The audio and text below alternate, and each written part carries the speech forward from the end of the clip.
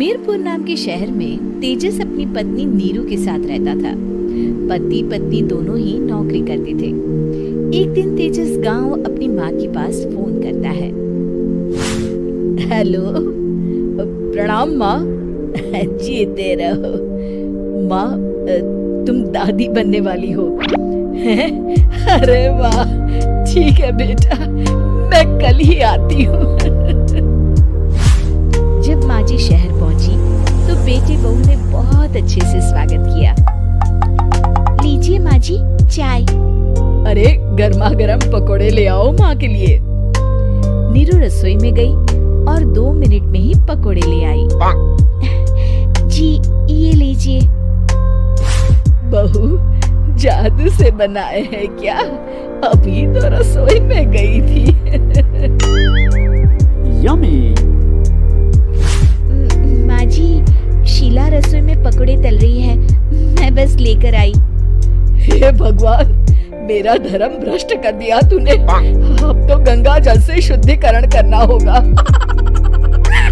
दूसरे दिन, माँ जी मैंने नाश्ता बना दिया है, ऑफिस जा रही हूँ।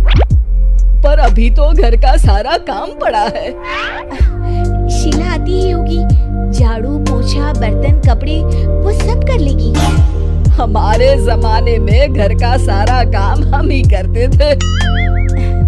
जी माँ जी आप बहुत होशियार हैं, मैं घर ऑफिस दोनों नहीं संभाल पाती। तो जरूरत क्या है घर से बाहर जाकर चाकरी करने की? वैसे भी घर का काम खुद करने से घर में बरकत आती है, समझी? पर माँ जी। पर वर कुछ नहीं, इस महीने की पगार मिले फिर ऑफिस बंद। हाँ। रात को नीरू तेजस से कहती है, सुनिए जी, माँ जी बोल रही थी कि मैं नौकरी छोड़ दूँ। वैसे ठीक ही तो है, अभी तुम्हें आराम की जरूरत है।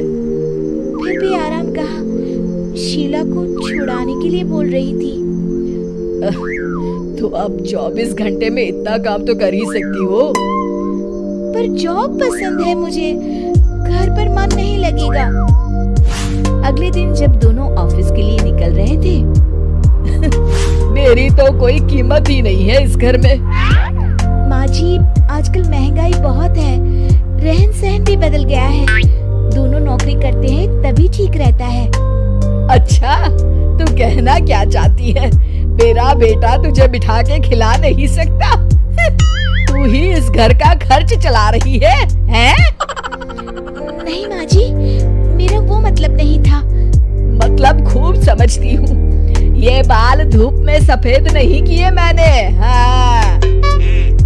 अब तो ये रोज का काम हो गया था। तेजस भी रोज की झिकझिक से परेशान हो गया था। एक दिन उसने कहा, नीरू वैसे भी तुम्हें मैटरनिटी लीव मिलने वाली है, तो अभी से ही छुट्टी ले लो। पर क्या, मेरी सैलरी अच्छी खासी है। आखिर नीरू ने रिजाइन कर दिया। जब बच्चा हुआ तो घर में सब बहुत खुश हुए। कुछ दिनों बाद तेजस फाइल देख रहा था। क्या हुआ तेजस, कुछ परेशान लग रहे हो? अब हाँ, वो हमारी जितनी सेविंग्स थी वो तो हॉस्पिटल में और छठी के फंक्शन में खत्म हो गई है नीरू।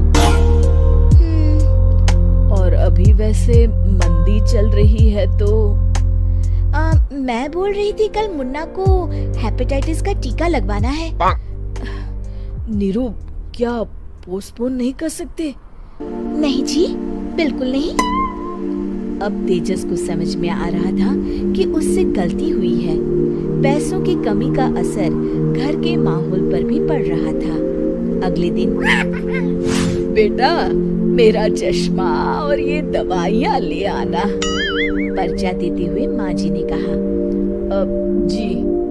तेजस मुन्ना के लिए दूध का डिब्बा और डायपर भी ले आना, और ये किराने के सामान की लिस्ट है, इसे भी लाना है। तेजस गुस्से में लिस्ट मरोड़कर फेंकता है और चिल्लाता है, पैसे क्या पेड़ पर उगते हैं? ये ले आना वो ले आना। अरे पर ये जरूरत का सामान ही है। वो गुस्से में बिना कुछ कहे ऑफिस चला गया। अरे लंच तो ले जाइए। नीरू दौड़कर डिब्बा पकड़ाती है।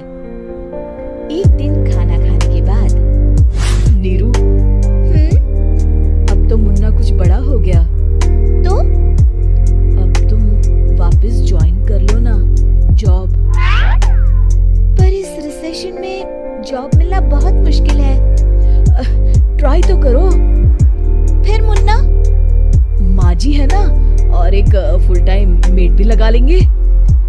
पर माँ जी, उन्हें तो पसंद नहीं। तभी माँ जी वहाँ आ जाती है और प्यार से नीरू के सर पर हाथ फेरते हुए बोलती है, अब मेरी समझ में आ गया बहू, पहले के और अब के समय में अंतर है। तुम काम शुरू करो, मुन्ना की जिम्मेदारी मेरी। मेरी प्यारी माँ जी, ये कहकर नीरू उनके गले लग गई। शिक्षा, परिवर्तन संसार का नियम है, हमें भी समय के साथ चलना चाहिए। उम्मीद है कि आपको हमारी ये कहानी पसंद आई होगी। कृपया हमारे चैनल को सब्सक्राइब करें और सभी अपडेट्स के लिए बेल आइकन जरूर क्लिक करें। और हाँ, वीडियो लाइक और शेयर करना मत भूलिएगा। Bye bye.